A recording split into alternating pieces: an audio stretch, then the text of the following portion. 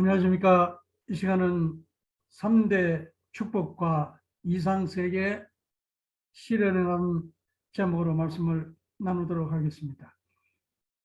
하나님께서 인간에게 축복하신 3대 축복과 그 상실에 관해서 먼저 좀 알아보도록 하겠습니다.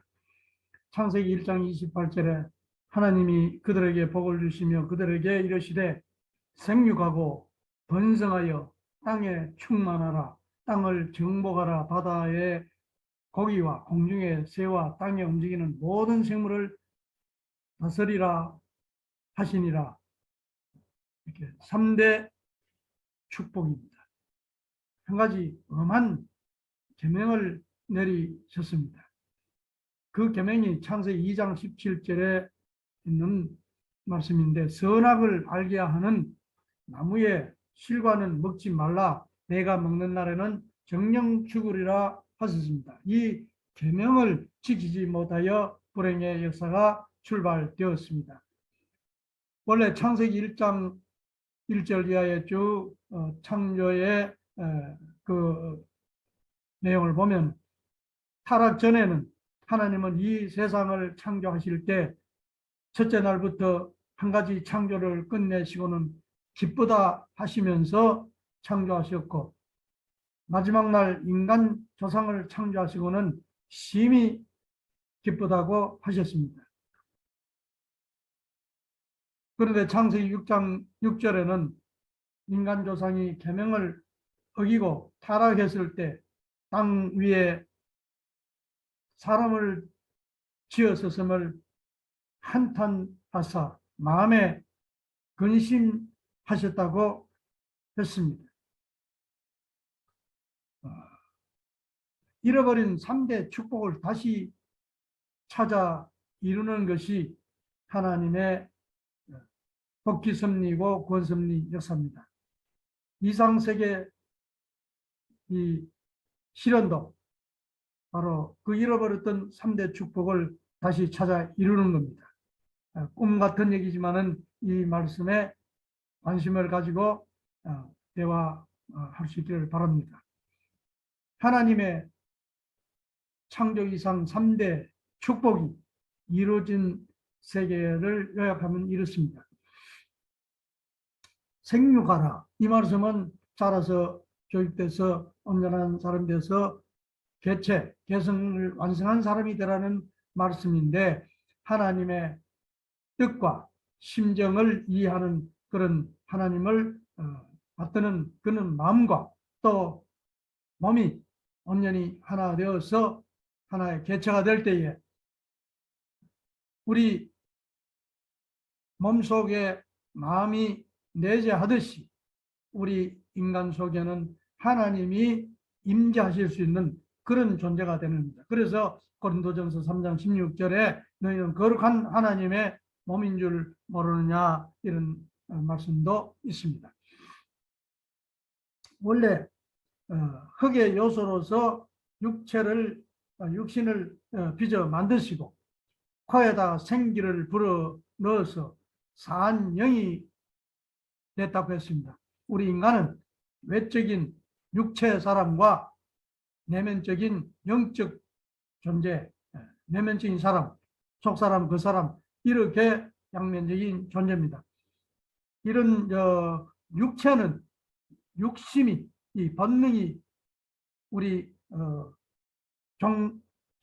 종족을 번식하려고 하는 그런 욕구라든가 또 의식주를 중심 삼고 또 쾌락을 즐기려고 하는 그런 욕심이 있고, 또 이 속사람에게는 생심이 있어서 이 생심은 진리를 추구하고 아름다움을 추구하고 미를 선을 추구하고 거룩한 것을 추구하고 하나님의 사랑을 추구하는 것, 이런 것이 생심인데, 그 하나님으로부터는 생명의 요소, 이 생소를 받아서 영적인 생활을 하게 되어 있었습니다. 타락되어서 영락되어서 영계를 모르모르 말미암아서 무관심하고 영계에 관심도 없고 무지하지만은 원래 인간은 양면 세계를 다 이렇게 관심을 가지고 충분한 이해를 하면서 살 수 있는 존재였는데, 이때 생심을 중심 삼고 육심을 완전히 주관할 수 있는 그런 삶을 살면은 영적인 좀 영성을 가진 참 인격적인 하나님을 닮은 인간이 삶이 되고, 육신만 중심 삼고 살면은 거의 뭐 동물에 가까운 그런 삶을 살 수밖에 없는 겁니다. 그래서 생심이 주체가 되어서 육심을 완전히 주관해야 온전한 삶을, 영성을 가진 그런 인간 삶이 되었다고 원리에서는 그렇게 얘기하고 있습니다. 생심의 주관을 받아서 육심이, 육체가 건전한 삶을 살면은 영인체에 생력 요소라는 요소를 보냅니다. 사람이 육신으로는 손해가 나고 힘들어도 그 좋은 일을 하고 나면 마음이 아주 기뻐지지 않습니까? 이것은 생력 요소가 영인체에 돌아가기 때문에 그런 것이다. 그렇게 이해를 합니다. 또 생력 요소와 하나님으로부터 오는 이 생소가 주고받아서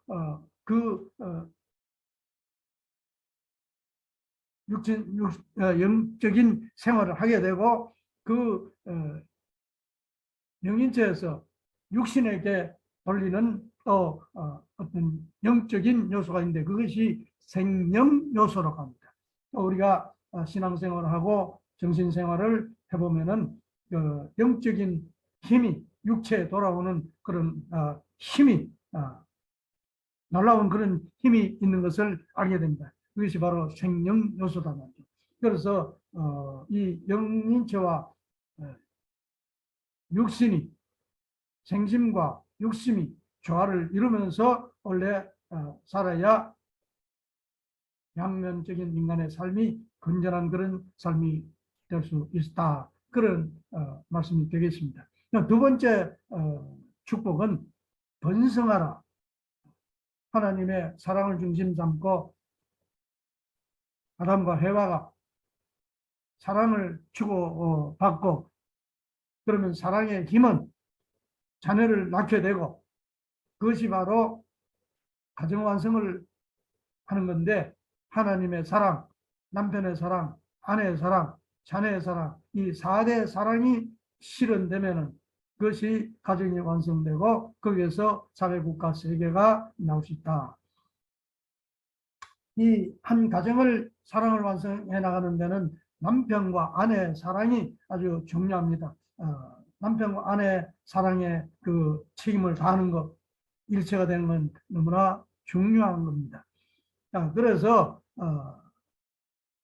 부부가 일체되어서 하나님 사랑을 주인 삼고 부부가 완전히 하나 되어서 자녀 사랑까지 다 사랑을 완성해야 되는데, 이때에 남편과 아내의 사랑이 일체되는 얘기를 저는 엘리지와 비쪽 이 얘기를 자주 합니다. 그것은 바로 인간의 본성이 누구나 남편과 아내가 사랑으로 완전한 그런 일체된 사랑을 하고 싶고, 그 사랑을 완성시키고 성숙되고 싶어 합니다.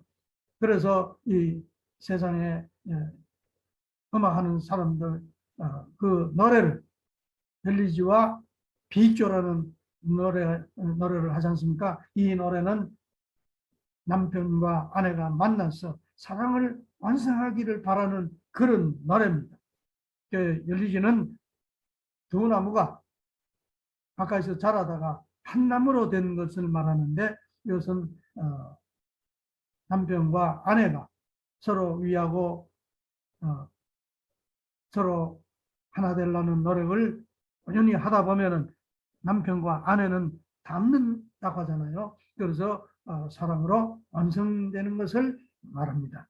또 비조는 중국의 전설에 나오는 새인데, 이 새는 눈도 안 하고 날개도 안 하고 다리도 하나인 그런 새인데 반쪽짜리 새다. 그 반쪽짜리 새가 두 쪽이 만나서 한 마리 새가 되면은 무한히 자유를 누릴 수 있고 천리 만리 나를 수 있는 그런 훌륭한 새가 된다고 했는데 그런 새가 어디 있겠습니까? 이것은 바로 남자와 여자가 남자도 혼자서는 반쪽이고 아무 좀 쓸데없는 그런 존재고 아내도 여자도 반쪽으로서는 진짜 존재 의미가 없는 것이죠. 그래서 이 남자와 여자가 반쪽이 서로 만나서 사랑을 통해서 안전해지면은 그야말로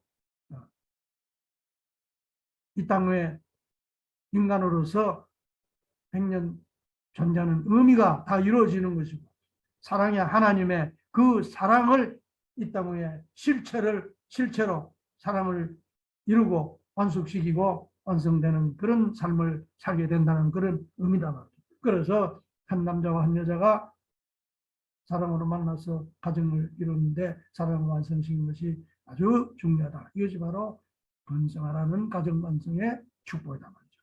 그 다음에 세 번째 축복은 만물을 주관하라.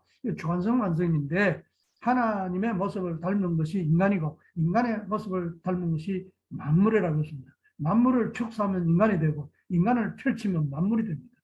그래서 서로 이 사람과 심정의 관계인데 하나님, 인간, 만물 이 세 존재가 완전히 일체됐을 적에 천지인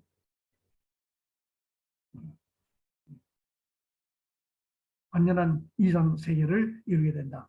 이때 사랑의 하나님이 우리 인간을 사랑으로 주관하듯이 인간이 사랑으로 심정으로 만물을 주관하고 또 자연세계를 과학적으로 주관해서 좋은 환경을 만들어서 잘 살아라 말이죠. 이때에 인간의 성상 형상을 닮은 것이 만물의 성상 형상이고 인간이 만물을 사랑으로 주관해야 이 만물이 인간 앞에 주관받으면서 참 희생이 되면서도 기쁘게 다 하나 된다는 거죠. 그러니까 우리 인간이 동식물, 광물을 다 흡수, 취해서 또 동물, 식물, 광물의 세포가 우리 인간의 세포가 되어서 높은 사랑을 실현함으로 말미암아서 사랑을 완성하게 된다. 이때 만물도 인간 앞에 주관받는 것을 희생당하면서도 기뻐하고 이렇게 되는 건데 거짓된 인간이 본성을 잃어버리고 거짓된 인간 주관하니까 만물이 인간 앞에 주관받는 것을 탄식을 하면서 하나님의 참된 아들, 딸이 나와서 주관해 주기를 바란다고 성경은 가르치고 있습니다. 이렇게 해서 이 세 가지 축복이 이루어지면은 바로 지상의 천국이 이루어지고 지상의 천국 생활하다가 노새에서 육신을 벗으면은 천상의 천국을 가는 것은 자연스럽게 이루어지는 거다 말이죠. 타락한 인류는 축복 결혼을 통해 3대 축복이 완성됩니다. 이 죄악 세계는 사탄의 거짓 사랑과 거짓 혈연으로 이루어진 세계가 되어서 너희는 너희 아비 마귀에게서 났으니 너희 아비의 욕심을 너희도 행하고자 하느니라고 예수님께서 진의하신 말씀입니다. 타락한 인류는 스스로는 완성하여 창조 이상을 완성할 수가 없으므로 이 죄인들을 구하시려고 메시아 구세주 참부모가 오시게 됩니다. 메시아 구세주 참부모가 타락한 인간들을 거듭나와서 중생시킴으로써 이상 세계를 이루게 됩니다. 3대 축복을 다 완성할 수 있게 되는 것입니다. 예수님께서 다시 오실 때에 마태복음 16장 27절 인자가 아버지의 영광으로 그 천사들과 함께 오리니 그때에 각 사람의 행한 대로 갚으리라고 하셨습니다. 주님이 재림하셔서 어린 양 혼인잔치를 하시는데 계시록 19장 7절의 말씀입니다.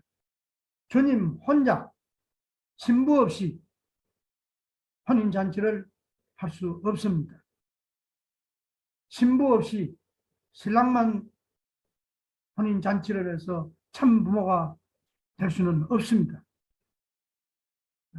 아담 해와가 원래 인류의 조상으로서 신랑과 신부로서 완성해서 하나님의 뜻을 이루어야 되는데 그걸 이루지 못했기 때문에 후아담으로 오시는 분이 메시아 구세주 참 부모입니다. 그래서 복귀된 아담 해와가 참 부모가 되시어 참 사랑을 상속하시기 위해서 축복 결혼을 시키는 겁니다.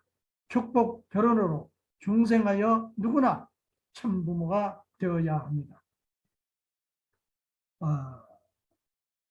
창조 번연의 참된 가정은 이제 부모도 참 부모가 돼야 되고 남편 아내도 참 부부가 돼야 되고 자녀도 참 자녀가 되어서 이제 가정이 참된 가정이 나와야 사회국가 세계가 참된 세계가 되는 겁니다. 이렇게 해서 축복 결혼으로 참 부모님의 참 사랑을 상속받아서 이제 참된 가정이 될 수 있습니다.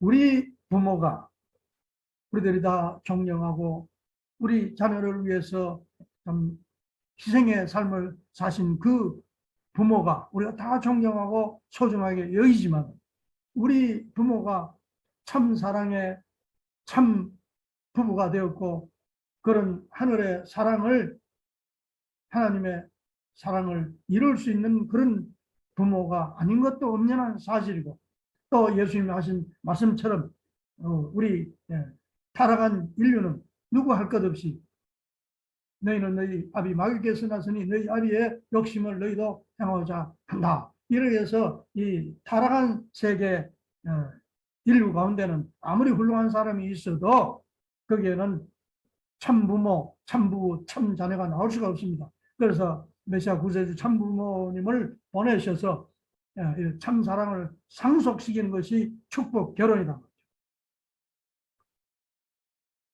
그래서 한 부모 아래 인류 한 가족 평화 이상 세계를 이루게 됩니다. 민족, 국가, 인종, 문화, 종교, 사상의 그 높은 담과 벽을 넘어 축복 결혼을 하여 모든 국경선을 철폐하고 원수를 사랑함으로 지옥이 천국으로 변하게 되는 것이 이 축복 결혼입니다.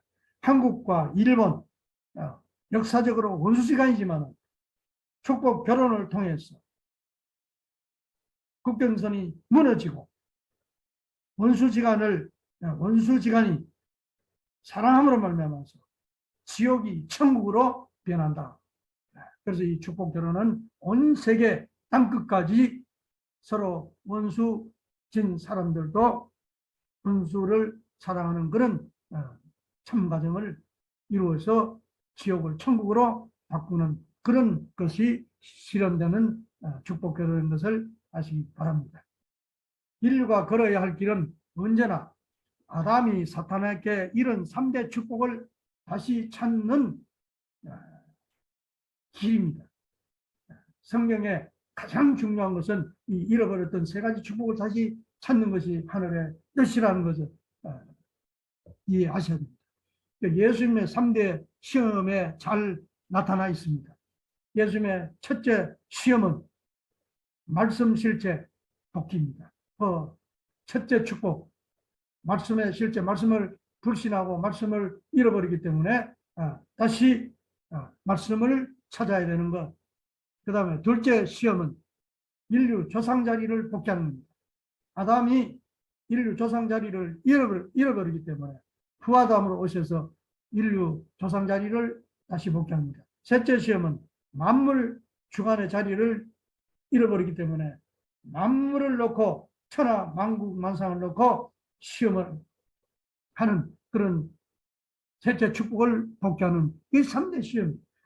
예수님의 3대 시험은 다음에 다시 자세히 공부하기로 하고 이 시간은 3대 축복 복귀를 통해서 이상세계 실현을 하시는 하나님의 섭리라는 것을 이해하시면 되겠습니다. 가정교회는 종교단체인가 기업인가라는 질문을 가끔 받는데 가정교회는 당연히 종교활동이지만 3대 축복을 복귀하는 종교활동이자 교육이며 대사회 운동입니다. 참된 인간 회복과 행복한 가정을 찾아 이루는 참가정 운동과 이 지구상의 바른 만물 주관과 좋은 환경을 조성하여야 이상 세계를 실현할 수 있기 때문에 그런 이 3대 축복을 다시 찾아 이루는 모든 그런 활동이라는 것을 말씀을 드립니다. 3대 축복 실현, 곧 창조 이상세계 실현을 위하여 230개 분야 기관 설립, 또 운영, 대회, 회의, 수련, 교육 여러 가지 운동을 실행하고 있습니다.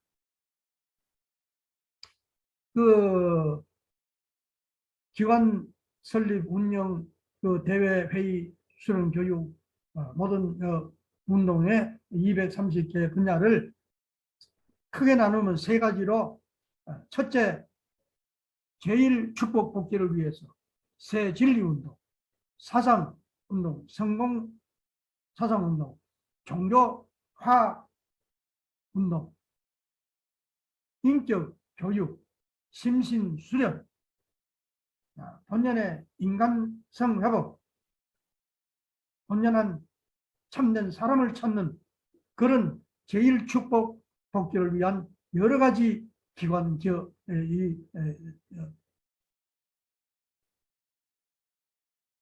운영을 한다는 말씀을 드립니다. 그리고 제2 축복 복귀를 위해서 축복 결혼, 첨가정 운동, 순결 절대성 운동, 여성, 청년, 대학생 그런 활동, 세계 정상회의, 세계 평화, 세계 지도자 각종 모임, 남북 통일 운동, 조상 영계 영적인 일에 이르기까지 이 두 번째 축복, 제2축복 가정 완성 그 축복을 다시 찾아 이루기 위한 그런 모든 운영이고 활동이라는 말씀입니다. 그 다음에 제3축복 복귀를 위해서 유경사업, 교육사업, 언론, 출판, 과학기술사업, 기업, 산업체 운영, 문화예술활동, 구호봉사, 복지활동, 해양섭리, 스포츠, 무도, 서비스, 레저 산업에 이르기까지 참 많은 이런 일들이 제3축복, 완성, 완성, 만물 환경 복귀를 위해서 이런 운영을 하고 이런 사업을 한다는 말씀이 되겠습니다. 선악평화상 재정과 시상도 3대 축복 성사를 위해서 전쟁, 가난, 질병의 해결을 위한 공로가 많은 사람과 단체에게 시상합니다. 식량 정산을 위한 공로나 기후온난화로 해수면이 높아지고 공기 오염으로 맑은 공기를 호흡할 수 없게 하거나 자연을 파괴시키는 원인을 줄이는 일에 힘써온 키리바시 아노테 통대통령이라든가 파리협정과 신기후 체제, 국제기후 재정에 공이 큰 반기문 전 유엔 사무총장에게 특별상을 시상했고 전쟁 난민을 교육하고 치료하는 분들이나 또 그 공이 많은 분, 종교 간의 화합에 큰 힘을 세운 분, 역할을 했던 분, 건전한 성적 각성의 인류를 깨우치는 그 공이 컸던 분, 이런 3대 축복을 찾아 이루는데 공로가 많은 그런 개인이나 그런 단체에게 평화상을 시상하고 이런 정신을 더 통해서 인류를 이상세계 실현해가는 그런 상이라는 것을 말씀을 드립니다. 그리고 월드 서밋 2022 한반도 평화 서밋, 월드 서밋 2022는 대통령 수상들과 최고 지도자들이 주관하는 행사로 신통일 한국과 신세계 평화를 위한 2022년 행사이고, 싱크탱크 2022 평화포럼은 국내 각계 지도자 1011명과 세계 각계 지도자 1011명 총 2022명으로 이루어진 평화세계 실현을 노력하는 평화운동 단체입니다. 이 월드 서밋 2022와 싱크탱크 2022 평화 포럼은 세계 참 의로운 지도자들이 일어나서 인류를 평화세계로 이상세계를 이루어나가는 정말 인류에게 큰 희망이 되는 그런 놀라운 운동이 지금 일어나고 있습니다. 인류가 산업사회를 이루면서 노동자의 소외의식과 자본가의 노동력 착취 문제로 갈등과 투쟁의 역사로 출발한 것이 민주공산의 싸움으로 이것을 해결하고자 국제성공운동, 평화통일운동을 해왔던 연장선상의 이 시대에 맞는 운동으로 신통일 한국 또 신세계 평화운동을 하는 것입니다. 이상세계를 이루는데 공생공령 공의주의 이 정신, 다음 또 기회하시면 공부할 수 있으면 좋겠습니다. 공생공령 공의주의의 그 운동으로 세계 의인들이, 정말 세계 지도자들이 감동적으로 일어나서 이 운동을 지금 펼치고 있어서 인류 앞에 희망이 되고 있습니다. 이 포럼 했던 분들의 한두 분을 소개하면은 그 1차 때 마크 폼페이오 미 국무장관을 지냈던 분이라든가, 그 다음에 2차 때 마크 펜스 미국 그 부대통령을 지냈던 분, 이렇게 세계 정말 기라성 같은 지도자들이 일어나서 이 운동이야말로 인류에게 새로운 희망이다 이렇게 생각하고 지금 지도자들이 일어나고 있습니다. 이거 눈여겨보시기 바랍니다. 정말 인류에게 새로운 희망을 주고 있는 이런 운동이 되겠습니다.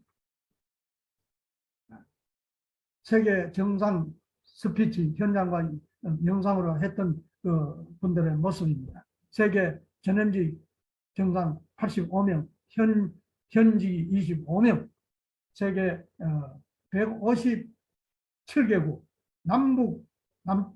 남한과 북한의 공동 수교 국가인 157개국의 그 지도자들이 동참하는 그런 가운데 3,500개가 넘는 언론이 보도를 하고 세계에 정말 희망을 주고 있는, 계속 하고 있는, 한두 번 하고 마는 게 아니에요.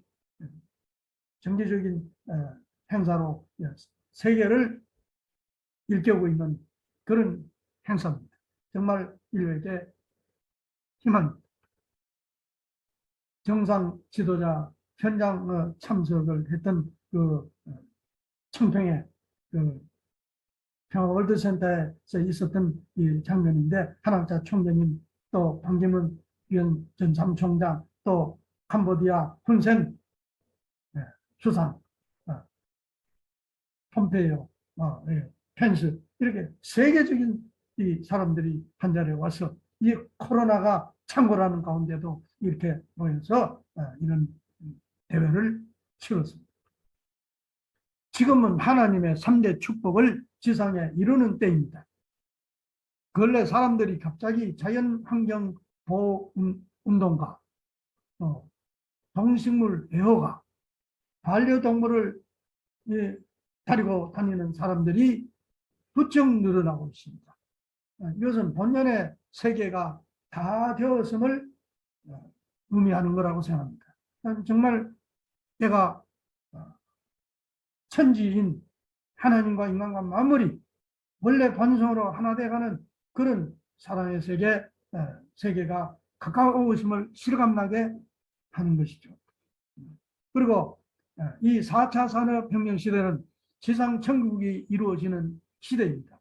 4차 산업혁명 시대는 물리세계, 디지털 세계, 그리고 생물 세계가 융합되어 경제와 사회의 모든 영역에 영향을 미치게 하는 새로운 산업 시대를 말합니다. 1차 산업혁명의 기계화, 2차 산업혁명의 대량 생산화, 3차 산업혁명의 정보화에 이은 4차 산업혁명은 물리, 사물, 인터넷, 로봇, 공학, 가상현실 및 인공지능과 같은 혁신적인 기술이 우리가 살고 일하는 방식을 변화시키는 현재 및 미래를 의미합니다. 알고리즘, 이 컴퓨터 계산이죠. 인공지능,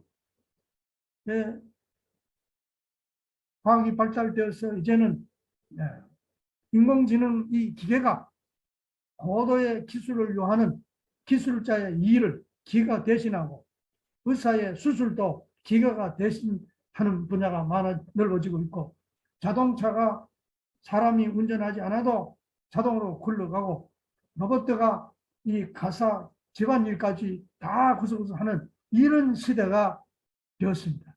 이것은 바로 사람이